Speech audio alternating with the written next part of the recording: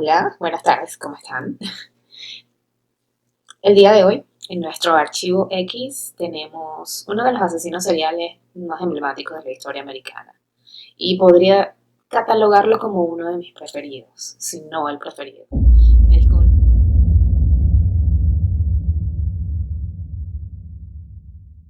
Bueno, el día de hoy vamos a hablar del estrangulador del bondage.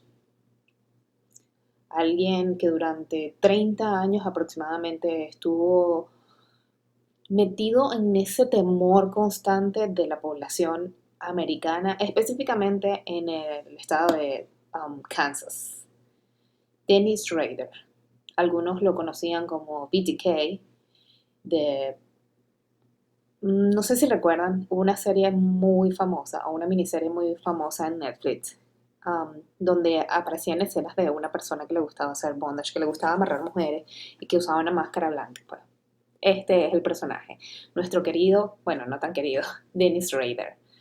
Dennis nació el 9 de marzo de 1945 en Kansas. Como pueden ver, yo amo la astrología, así que vamos a hablar un poquito de este personaje, a ver si de casualidad ya los astros nos estaban dando un poquito de información de lo que podía suceder. Sin duda no fue así, pero bueno, es parte de eso. Dennis era un pisciano, o es, todavía está vivo, lamentablemente. Un pisciano. Las características de los piscianos, o cuando tienes planetas en situaciones en Piscis, es que hay la nebulosidad, ese como otro mundo está muy presente. Es como tu realidad, que es la que estás viviendo en el momento, y otra realidad que te encantaría vivir. Podríamos decir que en el caso de Denny fue así. Él tenía un mundo de fantasía. Vamos a hablar de ese mundo de fantasía. Le encantaba maniatar personas, le encantaban las cuerdas, los nudos, específicamente ver a mujeres indefensas, inclusive él mismo trataba de recrear sus escenas o trataba de recrear mujeres, tenía una máscara súper famosa, estas máscaras súper inexpresivas que daba la sensación de que era una mujer, se la colocaba y se amarraba, se grababa, se tomaba fotos. Esa era como su salida cuando él necesitaba complacer ese factor X, así se hacía llamar, o así se hacía llamar él mismo, hacia ese lado oscuro que tenía Dennis, a este que le gustaba asesinar mujeres, que le gustaba estrangular. Era su factor X. Pero vamos a irnos un poquito más atrás y vamos a hablar sobre lo que fue la infancia de Dennis, porque si algo nos ha dicho la ciencia es que a veces familias disfuncionales, situaciones difíciles en la infancia, son como lo que detona este monstruo que, si bien todos tenemos un dark side, por así llamar, ¿por qué lo cruzan? Y muchas veces esa respuesta está en su infancia. Pero vamos a descubrir un poquito más qué estaba pasando con ese Denisito del pasado o ese Denis de niño. Pues Denis nació en Kansas, en un pueblo bastante pequeño. Venía de una familia bastante tradicional, por lo menos hablando de la familia americana. Un papá que era militar, que era bastante estricto, quizás normal para la época porque estamos hablando de los 50, 60, era bastante normal tener padres así. Una madre que era ama de casa, que en una de las entrevistas Dennis dice que ella no estuvo muy presente en su vida, que si bien no tenía ningún tipo de rechazo, que si bien aparentemente nunca hubo un tipo de maltrato verbal, físico, de ningún tipo, no había como tanta empatía. Él dice que la quería, pero ella no estuvo presente en su vida. No sabemos de qué manera, pues. Pero eso es lo que se conoce como su familia. Es el hermano mayor de cuatro hermanos. Estudiante promedio, nada fuera de lo normal. Prestó servicio militar, estuvo durante 4 años en la Fuerza Aérea, estuvo en varios países prestando este servicio militar, logró estudiar en la universidad, eh, le dan de alta y aún así se mantiene en reserva por un tiempo prudente. O sea, una persona que si tú te lo pones a pensar era bastante normal, una familia normal, pueblo pequeño, súper patriota. ¿Qué pasa? ¿Qué es lo que pasa que genera a este monstruo? Dennis conoce a la que fue su esposa durante muchos años, entablan una relación, se casan, tienen 2 hijos, son una familia normal. Lamentablemente para 1973 Estados Unidos pasó por una crisis petrolera sumamente fuerte y él perdió su trabajo. Así que básicamente la proveedora en el hogar era su esposa, lo que le dio a Raider un tiempo bastante amplio, tiempo libre. Y bueno, todos sabemos lo que pasa cuando hay tiempo libre. Y estamos hablando de una persona que tenía fetiches en amarrar a las personas, que le gustaba todo esto del bondage, todo esto de las cuerdas, todo esto de estrangular, de maniatar, todo este asunto. Así. Y entre las otras cosas estaba el hecho de que le encantaba vigilar a las personas. Era un mirón. En términos comunes, era un mirón. Inclusive, una de sus maestras decía que él la observaba por la ventana. Dennis desde niño era un mirón. Otra cosa de su infancia está el hecho de que le gustaba maltratar animales.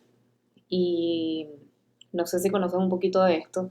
Si les gusta, por favor, coméntenmelo y yo me voy a ir un poquito más a fondo en función a esto. Hay algo que llaman la triada homicida o la triada de McDonald's. Son como factores específicos que pueden determinar, en su mayoría, cuando hay un homicidio en potencia. No necesariamente tiene que ser así o no es 100% así, como muchas cosas, pero es bastante relevante en cuanto a cuando son asesinos. Y es el hecho del maltrato de animales es parte fundamental de eso. Porque lo que quiere decir en el mundo de la psicología es que no hay una empatía hacia otro ser humano. En el caso de Raider era así. Cuando niño le gustaba capturar tortugas y amarrarlas y colgarlas de árboles. O sea, ya ahí está, hay 2 factores importantes.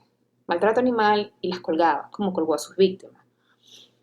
Les gustaba destripar animales. O sea, cuando tú pierdes esa empatía hacia los animales, es bastante preocupante, o por lo menos es lo que los estudiosos nos han dicho a lo largo de los años. Era un padre ejemplar, aparentemente, era un miembro activo de la iglesia luterana, de la iglesia de su comunidad, pertenecía a los Boy Scouts, es más, se iba fines de semana con sus hijos a hacer like, weekends de estos de camping con los hijos, era un padre ejemplar, o sea, tú jamás en la vida, quizás eso fue lo que generó que no lo pudieran capturar durante 30 años, tú jamás en la vida ibas a pensar que este hombre era un asesino.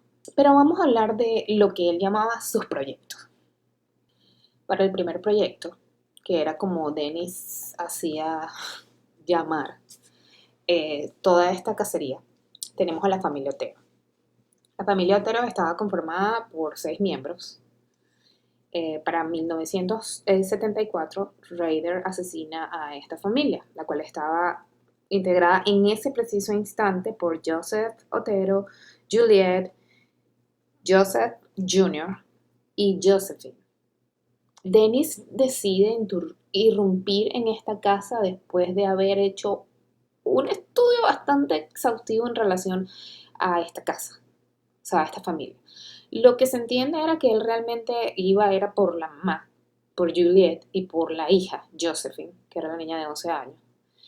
Después de haberlos estado observando por un largo tiempo, un día dice, es hoy, estoy listo, hay que atacar. Ese factor X, como él hacía llamar a su monstruo interno, tomó la decisión de que era momento, hay que atacar. Dennis irrumpe en la mañana y se encuentra en la sala al papá, al hijo, a la mamá y a la hija. Eh, el padre, el señor Otero, pensaba que era simplemente un robo, pues, normal, bastante inusual, pero para hacer el cuento corto, eh, él decide atar a los 4 miembros de la familia. Vamos a hablar de 3 miembros primero. Decide atar, amordazar, ponerle una bolsa en la cabeza al papá, a la mamá y al niño. El papá logra salir, logra abrir un hueco en la bolsa y Mientras Raider estaba intentando estrangular a la mamá, logra como salirse de la situación, así que Raider se devuelve y le coloca esta vez algo en la boca y le vuelve a colocar la bolsa y lo asfixia evidentemente. Posteriormente se fue otra vez con la mamá, la estrangula y después que termina con ella se va a donde el niño, donde el niño de 9 años y lo estrangula. Queda un miembro, Josephine, que según la investigación, mientras se llevó a cabo el juicio y todo el asunto, básicamente el IVA era por Josephine y la mamá, pero a Josephine, después de asesinar a los otros tres miembros, con los que no tardó mucho tiempo, se la lleva al sótano. En el sótano la amarra de pies y manos a un tubo en el sótano. Inclusive, las evidencias son horribles. Después de estrangularla, él procede a masturbarse al lado de su cuerpo. No lo hizo con la mamá, no lo hizo con el papá, no lo hizo con el niño. Lo hace con Josephine, con la niña de 11 años. Después de eso, él dice que él limpia la casa, limpia toda la casa como para que no hayan evidencias. Se le olvidó una, y era que habían restos de semen en el cuerpo de la niña. No las violó, o sea, es importante destacar algo. Raider nunca violó a ninguna de sus víctimas, solo se masturbaba. Le causaba excitación verlas amarradas, manetadas, inertes, muertas. Eso era lo que le excitaba. Ese era su fetiche en realidad. Por eso se llama el estrangulador del bondage, porque las estrangulaba, las amarraba y las estrangulaba. Ese mismo año, en 1974, Dennis pone en práctica lo que sería su segundo proyecto, que fue a Catching Bridge. Me disculpen la pronunciación si está mal, no es mi idioma. Sucede posterior al caso de los Otero. En este caso, era una mujer bastante joven, 20, 21 años. Evidentemente, esto podría ser un problema. Y fue más problema cuando, después de haber ingresado a la casa de esta chica, de esperarla que llegara, ella llega con su hermano, Kevin, que tenía alrededor de 19 años. Entonces, ahora tenía que lidiar con una mujer joven y tenía que lidiar con un hombre joven. Yo digo que aquí hubo demasiada suerte de parte del universo hacia Raider, porque en esta oportunidad él sí iba armado. En el caso de los Oteros no se habla nunca de que fuera armado. En esta oportunidad iba armado, así que en algún momento hubo una disputa entre Raider y el hermano. Saca el arma y le dispara en dos oportunidades en la cara a Kevin, lo cual lo deja inconsciente en el piso. Procede a irse a la habitación a donde asesina, donde amordaza y asesina a esta chica. Pero cuando él iba a realizar su acto final, se despierta el hermano y sale corriendo a buscar ayuda. Esto fue un... Se salió de control la situación, vámonos. Agarró todas sus cosas, volvió a limpiar, que era como decía él. Limpió toda la situación, toda la escena y se fue. Eh, Esta chica, Catherine, no estaba muerta cuando llegó la ayuda policial o los bomberos. Ella no estaba muerta, ella todavía estaba viva, pero o sea, no pudo. Y en el caso de que, a pesar de que tenía dos disparos en la cabeza, que salió corriendo, que logró conseguir ayuda, sobrevivió. Lo que pasa era que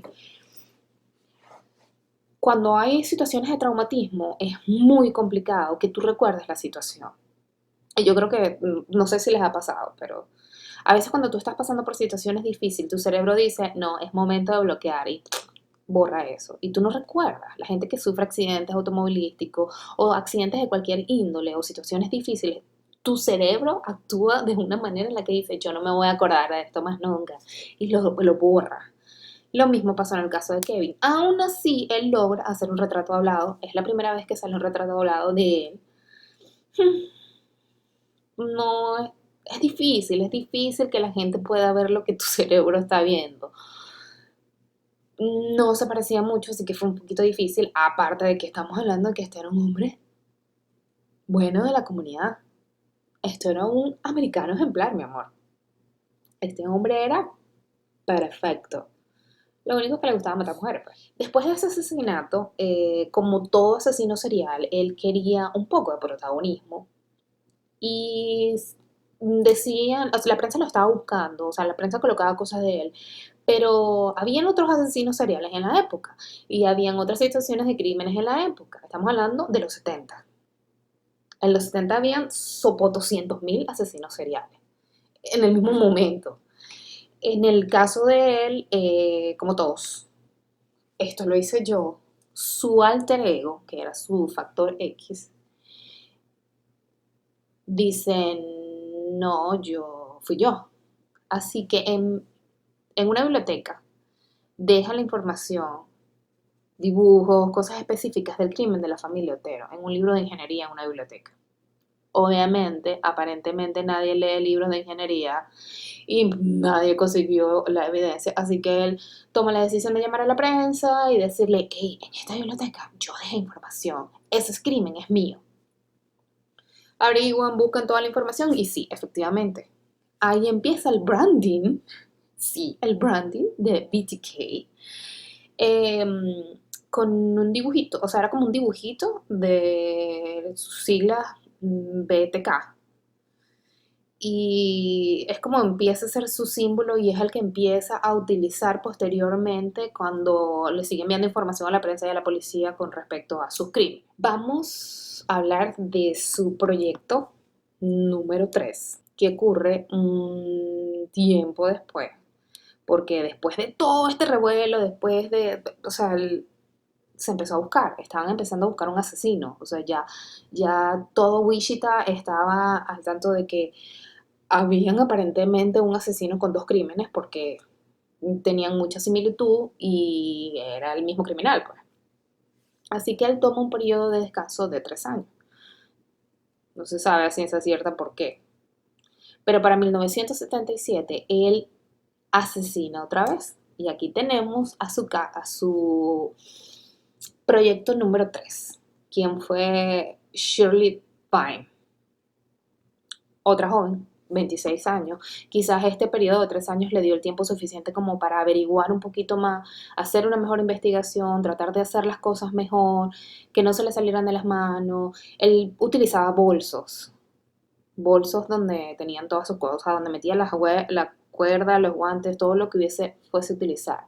Y siempre lo mantenía montado en el carro. Él decía que siempre en el carro estaba el bolso ese. Lo cambiaba. O sea, había veces que tenía un maletín y resulta que la semana siguiente era una bolsa, o sea, era como para que no causar interés, se podría decir así. Aparte que la familia nunca se enteró del loco maniático que tenían en su casa, aparentemente nunca lo supieron. Vamos a hablar de Shirley Pine, de 26 años. Esta era una joven madre que tenía 2 hijos. En unos de sus momentos de raider, de estar como stalkeando la zona, mirando la zona, se encuentra un niño. Se le acerca al niño, se hace pasar por policía, saca la foto de sus hijos y le pregunta a este niño que si ha visto a esta familia, porque la están buscando. El niño, obviamente, con su inocencia, le dice que no. No. Aparte, si te habla un extraño, tú no le vas a hablar al extraño. Pero si te habla la policía, tú le vas a hablar a la policía. Así que no, él dice, no, yo no vi nada. Raider no iba por Shirley, Raider iba por otra familia. Lo que pasa es que ese mismo día, cuando él decide irrumpir en esa casa, toca la puerta, no consigue a nadie y ve al niño, ve dónde entra el niño. No sé qué le pasó a su factor X en ese momento y decide seguir al niño, toca la puerta y abre Shirley, la mamá. Cuando Shirley abre la puerta, él hace la misma jugada. Soy un policía, estamos buscando a esta persona y Shirley la mía, no, o sea, no, yo no sé de qué me estás hablando, yo no conozco a nadie. En ese momento él le empuja y entra a la casa y entonces se hace pasar. Esta vez le dice que él era una persona buscada, era un ex convicto, que simplemente necesitaba un carro y que necesitaba comida, necesitaba dinero, que él, bueno, que él era un violador y que bueno, necesitaba complacer su fantasía o saciar su fantasía. Así que ella le dice, bueno, que tenía 3 hijos, o sea, perdón, 2 hijos. En esa situación ella dice, bueno, yo le tengo que salvar la vida a mis hijos, ¿qué más voy a hacer? Él logra de que la mamá meta en uno de los baños a los niños, inclusive les pone mantas y le pone juguetes, deja a los niños ahí para que los niños se queden tranquilitos. Y se lleva a Shirley a la habitación, donde ella le dice, mira, ella aparentemente estaba enferma, porque inclusive le pide un vaso de agua, ella se había quedado en casa porque estaba enferma, ella le pide un vaso de agua, él va y le busca el vaso de agua, y ella le dice, mira, ¿sabes qué? Vamos a salir de esto ya, ya, o sea, si tu problema es sexual, ok, chévere, viólame, agarra las cosas que necesitas hacer, pero por favor vete, no le hagas daño a mis hijos, por favor vete. Él la amarra y posteriormente la estrangula. Procede a masturbarse en el cuerpo de Shirley, inerte. Lo terrible de esta situación, a pesar de que todo es terrible, es el hecho que en el baño había una ventanita y los hijos lograban ver a su mamá. O sea, los niños lograron ver la escena completa de lo que estaba sucediendo. Posteriormente a eso, él agarra el carro de Shirley, se lo lleva para otro lado, ahí busca su carro, le pasó por el lado al esposo de Shirley en un semáforo y el esposo le dice, ese carro es mi esposa, ¿verdad? Qué raro, un hombre, ¿por qué un hombre?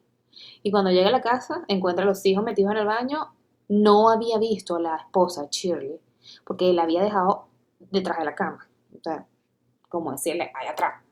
Y él entra al cuarto y no se da cuenta. Los hijos le dicen que está ahí, que su mamá está ahí. Bueno, vamos a hablar ahora del factor X número 4. Para el 8 de diciembre de 1977 ya habían pasado muchos años. Otra vez la misma cosa, él trataba de enviar la información a la prensa para que supieran que era él, porque su alter ego no lo dejaba vivir.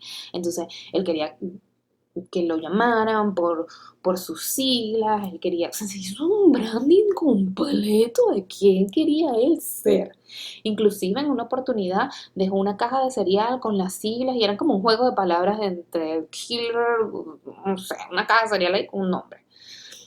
Lo deja en un Home Depot, resulta que habían cámaras y las cámaras se dan cuenta que era una Cherokee, pero una Cherokee, un carro X para la época. ¿Cuántos había? ¿Cómo la policía iba a dar con la persona? Era muy difícil. O sea, sabía planificar sus cosas bien. Pero en el caso de su factor X número 4 tenemos a Nancy Fox, de 25 años. Poco después de las 9 de la noche, Raider entra al apartamento donde vive esta chica, esta joven, y se queda esperando a que ella regrese, su trabajo, lo que sea. Se esconde, espera que ella llegue, la asalta, o sea, le tira encima, le pone una mordaza, unas medias en la boca, le pone una bolsa, la estrangula, la amarra, lo mismo, procede a masturbarse en el cuerpo de ella. Nancy fue encontrada en su habitación boca abajo. Resulta que a Nancy no la encontraron de una vez. Así que como Raider se había dado cuenta de que no habían encontrado a Nancy, él decide llamar de una cabina telefónica a la policía para decirle, presuntamente, ¿no?, que él era el asesino, que iban a encontrar un cuerpo, el de Nancy Fox, en esta dirección. O sea, él necesitaba tanto, eso es normal en este tipo de casos, él necesitaba ser visto, supieran que había sido él. Así que él llamó a la policía y le dijo, soy yo, BTK, yo la asesiné, esta es la dirección a Nancy Fox y la van a encontrar aquí. Tenemos el factor X número 5. Tenemos a Mariette Hagen, Mariette, una señora de 53 años. Entre alrededor de la 1 y las 7 de la mañana sucedió el asesinato, sucedió el crimen. Eh, Esto está bastante confuso porque dicen que él lo que iba, esta señora tenía una amiga, que era una sobrina, perdón, que era muchísimo más, o era joven, una mujer joven, y él iba por esta sobrina, que siempre iba a acompañarla. Por cosas de la vida, esta mujer no apareció, esta joven no apareció, así que él procedió a matar a Marianne.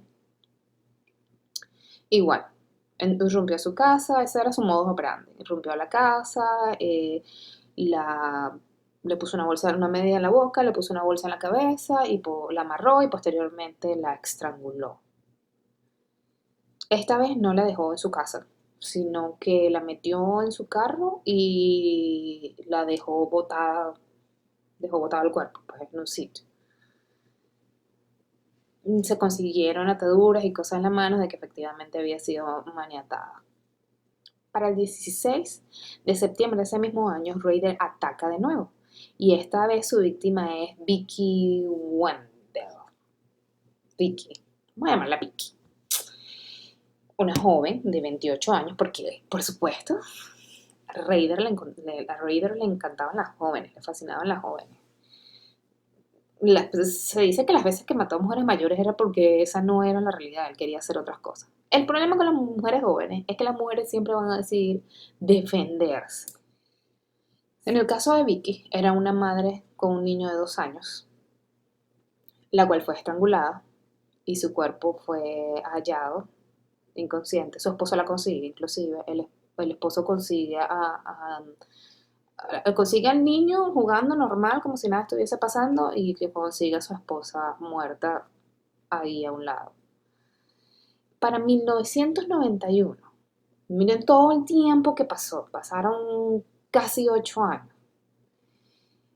Se podría decir que a lo mejor este tiempo en el que Raider decidió tomarse un break era porque ahora tenía que ser papá. Inclusive en su juicio él dice, oh, yo tuve mis pausas porque me tocaba ser papá, me tocaba lidiar con una familia, todos sabemos que cuando los niños están pequeños la gente no duerme y tu vida se reduce básicamente a tu familia. En este caso fue exactamente igual, aparte de que la fachada que él tenía para la familia era un hombre maravilloso, un ser maravilloso de luz, o sea, miembro de la comunidad, de la iglesia, Boy Scouts, llevaba a los hijos de excursiones, inclusive una anécdota de este cuento de las excursiones es el hecho de que él se iba de excursiones con los hijos, de pronto decían, no, es que me duele la cabeza, ya ven, huevos con los analgésicos, se iba para Walgreens y resulta que él lo que iba era a recrear a sus víctimas. Y hay fotos y hay videos de cuando él estaba recreando las situaciones con sus víctimas. O sea, él mantuvo durante estos 8 años algo así como su alter ego, su factor X, este monstruo, lo mantuvo como en silencio.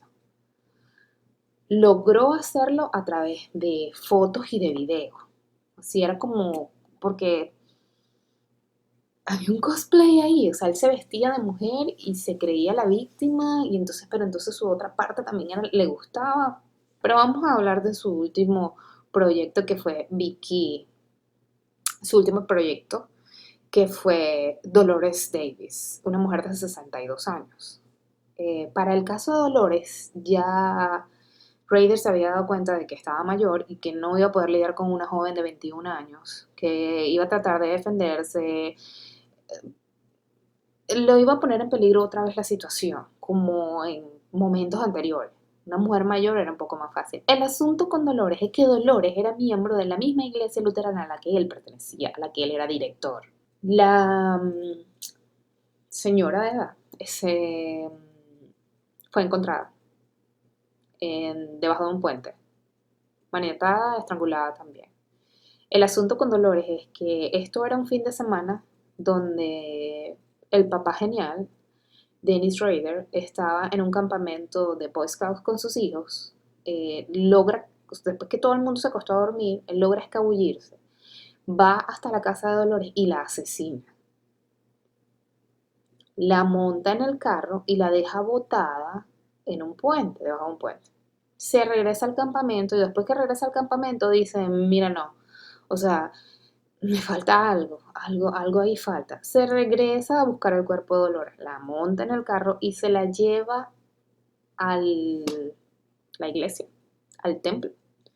Le toma fotos ahí y después procede a dejarla nuevamente en el puente este. Y se regresa a su campamento como si nada hubiese pasado, vamos a seguir viviendo la vida, mira qué bonita la naturaleza y todo lo demás, así. Posterior a eso, esto fue en 1991, Dennis dice, no, tengo que tomar un break, tengo que estudiar mejor mis situaciones, ya estaba mayor. De la nada se empieza a investigar nuevamente este asesino, BTK, La policía empieza a investigar nuevamente el caso, se empieza a buscar en los bancos de ADN, obviamente la tecnología había avanzado mucho, y la prensa como que le hace algún tipo de alusión, pues lo nombra. Y esto generó algo en él y dice, es momento de actuar.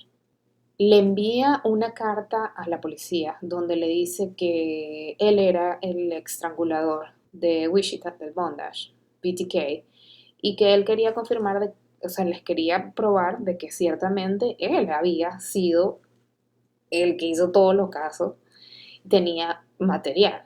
Acuérdense que le tomaba fotos a sus víctimas, a todas sus víctimas le tomaba fotos, porque eso era lo que le excitaba, pues, video. Pero obviamente, ¿cómo vas a hacer para enviar todo eso? Estaba saliendo la tecnología, pues ya había salido, pues, pero las computadoras eran como más normales. Y resulta que en su comunidad, la iglesia de su comunidad, había una computadora. La policía le dice, porque le pregunta, si yo envío la información en un disquete, ustedes tienen forma de rastrearla. Pues ya, acuérdense que ya él se había puesto en contacto con la policía y con la prensa por teléfono y por carta. Obviamente la policía le dice, no, ¿cómo te vamos a rastrear? Eso no tiene, no, no, no, para nada. Dale, pues, confírmanos que eres tú el asesino. Danos pruebas. Nosotros queremos tener certeza de que sí eres tú, para darte notoriedad. Raider decide grabar en un disquete información de sus víctimas y las envía a la policía. Cuando le envía a la policía empieza a hacer una investigación y resulta que los disques, yo no sé si ustedes recuerdan los disques, que son esas cositas así cuadradas, a lo mejor en su icono en la computadora, que es un cuadrito, es para guardar, bueno, eso era un disque. En los disques mantenían las direcciones IP, mantenían como información específica, como las fotografías que almacenan cosas, fechas, una data, pues. La policía se da cuenta de que esto había sido grabado en una biblioteca y resulta que la información relacionada a las únicas dos personas que habían utilizado la computadora y que podían, o sea, que habían utilizado eso eran solamente dos hombres, entre los cuales estaba Dennis. La policía ya tenía información anterior de que se acuerdan que en una oportunidad él dejó una caja de cereal en un Home Depot y todos los asuntos y sabían que el carro que se utilizaba había sido una Cherokee. Van a la casa de Dennis y se dan cuenta que hay una Cherokee igual. Y dicen, ya va, aquí hay mucha coincidencia. Pero ¿cómo fue? O sea, eso no eran como pruebas, o sea, ya ellos entendían que era él. Pero si tú no tienes pruebas, si tú lo ibas a llevar a un juicio, a lo mejor iban a perder el juicio, o le iban a dar cárcel, le iban a dar nada, pero él tenía 10 víctimas encima ya, así que obviamente la policía lo que quiere es que te den más tiempo. Tenían muestras de ADN, porque acuérdense que dejaba semen en sus víctimas, tenían esa prueba de ADN, ahora el asunto era cómo iban a conseguir el ADN de Raider. Resulta que su hija había ingresado recientemente a la universidad. Aquí se manejan dos hipótesis, o dos situaciones. No sé cuál, la de la policía era que había un banco de sangre donde estaba su ADN y hicieron match, era el mismo ADN y pum, sabían que era él. Otros dicen que ella se había hecho unos exámenes de Papa Nicolau, había ido a su ginecólogo semanas antes y de ahí agarraron el ADN. El asunto es que dieron con el ADN de la hija, compararon con las muestras y efectivamente había coincidencia, era Dennis el culpable. La policía dice, no, nada, vamos a atacar. Lo emboscan. Y cuando lo paran, ya Dennis sabía quién era el jefe de la investigación que se había hecho para conseguir a BTK. Cuando Dennis ve a este hombre, le dice, solamente les voy a pedir que llamen a mi esposa y que le digan que no voy a ir a hacer nada. Él sabía que lo estaban agarrando. Él sabía que lo habían descubierto, él sabía que ya, que era su fin. Tan sabía que era así que los policías dicen que él estuvo casi 9 horas hablando. Cuando lo agarran, lo detienen, que le dice, ok, fuiste tú por esta y por esta razón, él dice, ok, yo les voy a contar el asunto de mis víctimas. Y dicen que estuvo más de 9 horas hablando y ustedes ven los videos. O sea, la empatía hacia las mujeres no existe o hacia otro ser humano no existe. O sea, él nulo completamente hacia las emociones, hacia los sentimientos, o sea, él cuenta todo, los goteros, todos sus proyectos, por qué los llamaba los proyectos, todo este asunto sin ningún tipo de empatía, como si fuese un ser humano, ¿no? Ahí no había nada de nada, nada, nada, nada. Esto fue en 2004. Imagínense todo el tiempo que pasó. El asunto es que él quería enviar información porque él iba a hacer su jugada final para retirarse. Porque sí, aparentemente, señores, los asesinos seriales también se retiran. En el 2005 es su juicio. Se declara culpable. Efectivamente, notoriedad, claro que me voy a declarar culpable. Al declararse culpable, igual su sentencia fueron 10 cadenas perpetuas consecutivas antes de la libertad condicional. ¿Por qué la policía se tardó tantos años? La tecnología era completamente diferente, aunque fue la tecnología lo que logró su captura. Yo creo que ustedes opinen. Para mí, Dennis Rader nació así. Nació malo. Ese gen asesino estaba ahí. Ese gen malo estaba ahí. No hubo ninguna situación que generara que él se convirtiera en esto. Él siempre lo fue, él siempre lo supo. Entonces yo quiero que ustedes me opinen, por favor, déjenme un comentario, díganme, suscríbanse al canal, gracias. ¿Qué piensan ustedes? ¿Ustedes creen que se hizo? ¿Ustedes creen que hubo una infancia difícil atrás de la cual él no habla por vergüenza o por lo que sea? ¿O que él nació así? Muchísimas gracias por acompañarme el día de hoy. Espero que les haya gustado. Se hizo con mucho amor y cariño. Si tienen algún tema que quieren que les hable, por favor, díganme. Y para el archivo X siguiente, con todo gusto lo estaremos tocando. Recuerden, notificaciones, darle a la campanita de las notificaciones, por favor, suscríbanse al canal. Si me quieren seguir por las redes sociales, bienvenidos sean. Y sobre todo, comenten. Comenten porque para mí es importante saber lo que les gusta o no les gusta. Porque esto es un proyecto que se está haciendo del corazón, algo totalmente nuevo para mí y algo que yo quiero que ustedes también me enseñen. Y está bien, y es bonito, y no se preocupen si su comentario es que mueves mucho las manos. Está bien, enséñame a ver si yo logro dejar de mover tanto las manos. Los quiero, cuídense, nos vemos pronto. Nos vemos, los quiero.